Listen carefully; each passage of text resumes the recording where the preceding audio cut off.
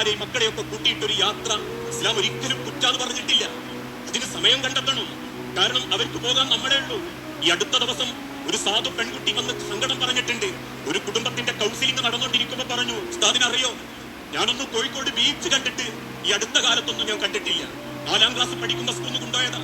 അവസാനം 10ാം ക്ലാസ്സിലെത്തുമ്പോ പോകുന്നുണ്ടെന്ന് പറഞ്ഞപ്പോ അമ്മ പറഞ്ഞു, പ്രായം കുറെ ആയി, കുട്ടിയോടൊപ്പരം പോയി ബീച്ചിനൊക്കെ കളിച്ചാൽ മോശമാവും, എനിക്ക് എന്റെ പിയ്യാപ്പന്റെ ഒപ്പരം പോവാം, കല്യാണമൊക്കെ കഴിഞ്ഞാൽ എന്റെ പിയ്യാപ്പ കൊണ്ടുപോകും.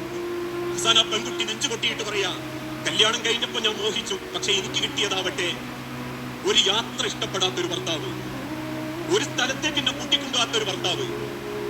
എന്റെ കൈ പിടിച്ചിട്ട് നമുക്ക് കൊല്ലത്തിൽ ഒരിക്കലെങ്കിലും ദൂരത്തേക്കൊന്നും വേണ്ട, തൊട്ടടുത്തേക്കെങ്കിലും കൂട്ടിക്കൊണ്ടുപോയി മക്കളെ കൂടെ ഒരുമിച്ചിരുന്ന് ഒന്ന് സംസാരിക്കുന്ന ഒരു മനസ്സാഗ്രഹിക്കുന്ന ഒരു വ്യക്തിയല്ല ഉസ്താദേ എന്റെ ഭർത്താവ്. പൈസ ഉണ്ടാക്കണം, ഉള്ളത് സമ്പാദിക്കണം, വെറൈറ്റി ഫുഡ് വാങ്ങി കഴിക്കണം, ഉള്ളത് ജീവിതത്തിൽ കുടുംബത്തിലും പൊരമലും കയറ്റണം, വാഹനം ഇങ്ങനെ ഇടക്കിടക്ക് മാറ്റണം, ഐഫോൺ മാറ്റണം. ഈ ഒരു ചിന്തയല്ലാതെ ഒന്നിങ്ങനെ കൂട്ടിക്കൊണ്ടുപോകാനും ഒരുമിച്ചിരിക്കാനും മനസ്സാഗ്രഹിക്കുന്ന ഒരു പെണ്ണ് വീട്ടിലുണ്ടെങ്കിൽ ആ മനസ്സ് കാണാത്ത ഭർത്താക്കന്മാരും കുറ്റക്കാരാ. ഇടയ്ക്ക്